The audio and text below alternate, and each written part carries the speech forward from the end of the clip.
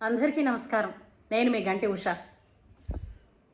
నా మిత్రులకి, శ్రేయోభిలాషులకి, సబ్స్క్రైబర్స్కి మంచి మంచి కామెంట్స్ తోటి నా వీడియోస్ని అభిమానిస్తున్నటువంటి మీ అందరికీ కూడా కృతజ్ఞతలు, శుభాభినందనలు. నేను గత 2 రోజుల క్రితం కోర్టు సినిమా చూశానండి. చాలామంది మీరు చూసే ఉంటారు. అయినా సరే నాకు చాలా నచ్చింది. ఎందుకు నచ్చిందో మీతో పంచుకోవాలనుకుంటున్నాను. ఒకటి, వృత్తిరీత్యా నేను కూడా న్యాయవాదిని కాబట్టి నచ్చిందేమో అని మీరు అనుకోవచ్చు. ప్రతి ఒక్కళ్ళకి కూడా, చిన్నపిల్లల దగ్గర నుంచి పెద్దవాళ్ళ వరకు అందరికీ కూడా అర్థమయ్యేటట్టు, నచ్చేటట్టు తీసినటువంటి సినిమా అండి. రెండో పాయింట్, కోర్టు ప్రొసీడింగ్స్ని డ్రమాటికల్గా కాకుండా యాజ్ ఇట్ ఈజ్గా, అంటే చాలా సహజమైన పద్ధతిలో ఎలా ఉంటాయో అలా తీసినటువంటి సినిమా. ఎందుకంటే మనకి ఇంతకు మునుపు చాలా సినిమాల్లో కోర్టు సీనులు చూసిన సినిమాలు కొన్ని ఉన్నాయి. అలాగే కోర్టు సీనులే ప్రధానాంశంగా తీసినటువంటి సినిమాలు కూడా కొన్ని ఉన్నాయి మనకి.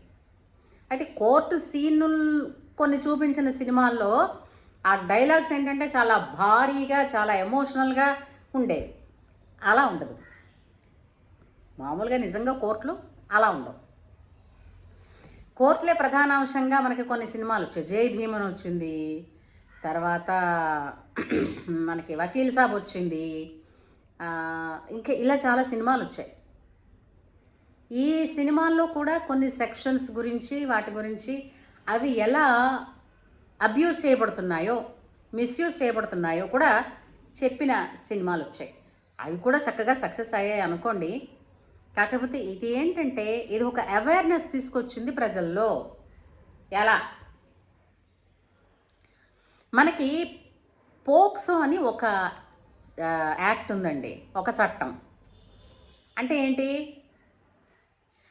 Protection of children against sexual offences.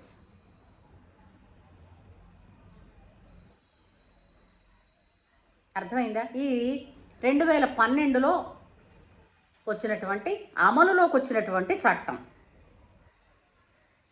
అయితే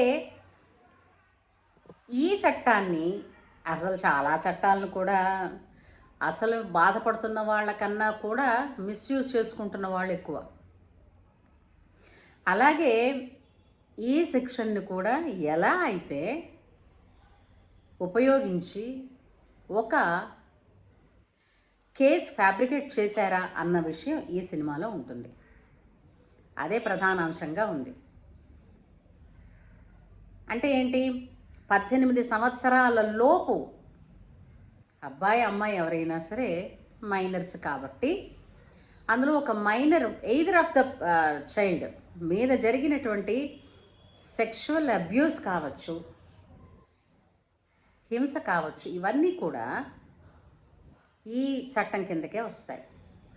అండ్ ఈ సెక్షన్ని, అంటే ఈ కేసులని ట్రయల్ చేయడానికి స్పెషల్ కోర్ట్స్ ఉంటాయి. స్పెషల్ కోర్ట్స్ అంటే ఇక్కడ ఎందుకనంటే, పర్టికులర్ ఈ విధమైనటువంటి అఫెన్సెస్లో న్యాయం అన్నది సత్వరంగా నిర్ణయించబడాలి. లేకపోతే వీళ్ళు మైనర్స్ కాబట్టి ఈ కేసు ట్రయల్ చాలా ప్రొలాంగ్ అయింది అనుకోండి, పాపం వీళ్ళ వయస్సు, ప్రొడక్టివ్ ఏజ్ అంతా కూడా వృధాగా పోతుంది. అంటే మీకు అర్థమైంది కదా? అంటే నిజాలు తెలియకుండానే వీళ్ళ జీవితాలు ఈ పోలీస్ స్టేషన్స్లోనూ, కోర్టుల్లోనూ గడిచిపోతాయి. కాబట్టి ఈ కేసుల్ని చాలా సత్వరంగా ముగించాలన్నది ప్రధానమైన ఒక లక్ష్యంగా పెట్టుకున్నటువంటి చట్టం ఇది. అయితే ఇందులో అందరికీ తెలిసిందే, వాళ్ళిద్దరూ అంటే అమ్మాయి మైనరు, అబ్బాయి మేజరే. అయినప్పటికీ ఏంటండి, 17 సంవత్సరాల అదేంటది 11 మాసాల వరకు, లేదా 11 మాసాల 29 రోజుల వరకు రాని మెచ్యూరిటీ 18వ సంవత్సరం వచ్చిన ఒక్క రోజులో ఏమొస్తుందని వస్తుందన్నదనే కన్నా కూడా అక్కడ ఒక అవగాహన అన్నది వస్తుందని భావిస్తున్నారు. కాకపోతే ఈ అవగాహన విద్యాలయాల్లో ఇస్తున్నారా, తల్లిదండ్రులు ఇస్తున్నారా, ఎవరిస్తున్నారండి? ఇవి చెప్పే పాఠశాలలు లేవు. అసలు ఈ విషయాలు ఎప్పుడైనా చర్చించుకుంటే, చర్చలోకి కనుక వచ్చి, లేదా ఏదైనా ఒక ప్రశ్న పిల్లలు కనుక అడిగితే, ఊరుకో, ఇప్పుడు ఎందుకు నీకు అవన్నీ, ఎందుకు వాటి గురించి అడుగుతున్నావు, ఏమైంది అంటే మనమే వాళ్ళని తిరిగి సస్పెక్ట్ చేసి వాళ్ళని భయంతో నోరు మూసేసుకునేటట్టు చేస్తున్నాం. అలా కాకుండా చదువు వచ్చినా రాకపోయినా కూడా ప్రతి పిల్లాడికి, ప్రతి పిల్లకి కూడా చట్టం గురించిన అవగాహన తెలియాలి అన్నది ప్రధానమైనటువంటి లక్ష్యం ఈ సినిమాలో. చివరిలో ఆ ప్రియదర్శి అంటారు కదా, చట్టం గురించిన అవగాహన పిల్లలకి కల్పించాలండి, లేదంటే వాళ్ళ బంగారు భవిష్యత్తు జైళ్లలో మగ్గిపోతుందని. చాలా చాలా బాగుంది. అసహజమైనటువంటి సీన్లు కానీ, అసాధారణమైనటువంటి ఇది కానీ ఏమీ లేవు ఇందులో. అంత కథా గమనం అంతా కూడా చాలా సహజ సిద్ధంగా నడిచింది. ఇందులోని కొన్ని క్యారెక్టర్స్ని ప్రతి కుటుంబంలో ఉన్న వాళ్ళు కూడా రిలేట్ చేసుకుంటారు. ఆ మంగపతి లాంటి క్యారెక్టర్స్ మన జీవితంలో ఎదురుపడలేదా? పడ్డారు. ఆ చివరిలో చూడండి, అంతవరకు మాట్లాడని సినిమా అంతా కూడా లెక్క పెడితే మహా అయితే 3, 4 తప్ప కళ్ళతోనే ఎక్స్ప్రెషను. రోహిణి గారు మార్వెలస్. ఆ చివర ఒక మాట అంటారు చూడండి, మంగపతిని కొడుతున్నప్పుడు, చెంపదెబ్బ కొడుతున్నప్పుడు, నీ కూతురైనా నా కూతురైనా ఆడవాళ్ళ గురించి మాట్లాడితే చంపుతానంటుంది. అలాగే ప్రియదర్శి ఎటువంటి అతను చూసారా, అతని ఆర్గ్యుమెంట్స్లోని సింపుల్ పదాలే, లెందీ డైలాగ్స్ ఏమీ లేవు, అన్నీ సింపుల్గానే. తర్వాత ఆల్మోస్ట్ కేసు డిగ్రీని ప్రొనౌన్స్ చేసే సమయంలో తిరిగి రీట్రయల్కి వచ్చింది. చాలా చోట్ల నేను విన్నాను తిరిగి రీఓపెన్ చేసి. Reopen is different from retrial అండి. రీఓపెన్ చేయడం అంటే కేసు కంప్లీట్గా క్లోజ్ అయిపోయి అవతల వాళ్ళకి డిగ్రీ వచ్చేసిన తర్వాత డిగ్రీని సెటిసైడ్ చేసి తిరిగి ఓపెన్ చేయమని అడిగేది, అది వేరు. దానికి కూడా లిమిటేషన్ పీరియడ్ ఉంది. ఆ లిమిటేషన్ టైంలో వాళ్ళు దాన్ని మళ్ళీ అప్లై చేసుకోవాల్సి ఉంటుంది, అప్పీల్ చేసుకోవాల్సి ఉంటుంది. కానీ ఇదేంటంటే before pronouncing the judgement court మళ్ళీ ఏం చెప్తుంది అని అంటే, ఇతడు రీట్రయల్ కోసం వేసినటువంటి ఇతని ప్లీడింగ్స్ని యాక్సెప్ట్ చేసి సరే రీట్రయల్ కానీ నడవమంటుంది, రీట్రయల్ చేయమంటుంది. ఆ కేసు కూడా కొంత దూరం వెళ్ళాక మళ్ళీ ఎలా టర్న్ అయిందో చూడండి. ఆ టర్న్ అవ్వడానికి ఒక అద్భుతమైనటువంటి కీ రోల్ ఆయన చేశారు. ఎవరు? సాయి కుమార్ గారు. అద్భుతం అండి. అయితే అనుభవజ్ఞులైన లాయర్లు అందరికీ తెలుసు వాళ్ళ పర్సనల్గా. నేను 22 ఏళ్ళు అయింది ప్రాక్టీస్లోకి వచ్చి. అలాంటి సీనియర్స్ అతి తక్కువ ఉంటారు, అతి తక్కువ. ఎందుకనంటే ఆ విధంగా నువ్వు తొందరగా డెసిషన్స్ తీసుకుంటావు, ఆలోచించు.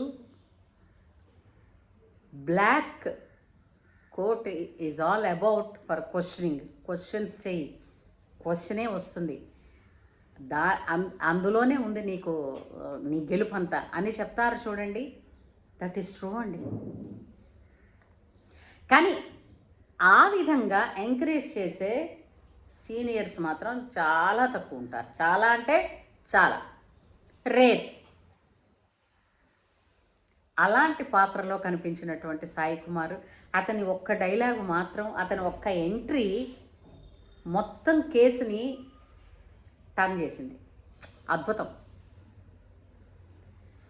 అలాగని చిన్నపిల్లలే రొమాన్సే లవ్వే చేసుకున్నారు, కానీ విపరీతమైనటువంటి పోకడలు కానీ, విపరీతమైనటువంటి పిచ్చి పిచ్చి వేషాలు కానీ ఏమీ లేకుండా ఎంతో సింపుల్గా ఆ విషయంలో ఆలోచిస్తే ఆ పిల్ల ఎందులోనూ తొందరపడలేదు. ఆ అమ్మాయి వేసిన జాబిలి క్యారెక్టరు ప్రేమలో ఎక్కడా తొందరపడలేదు.